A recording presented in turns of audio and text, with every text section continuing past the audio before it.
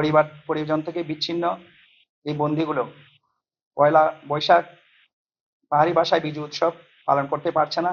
সেই দৃষ্টিকোণ থেকে ঊর্ধ্বতন কর্তৃপক্ষের নির্দেশনা মোতাবেক আমরা তাদের জন্য ক্ষুদ্র পরিসরে সাংস্কৃতিক অনুষ্ঠান এবং পিঠা উৎসবের আয়োজন করেছি, তারা বাইরে যে উৎসবমুখর পরিবেশ থেকে আনন্দ উপভোগ করতে পারতো সেটা যেন কারাগার থেকে উপভোগ করতে পারে।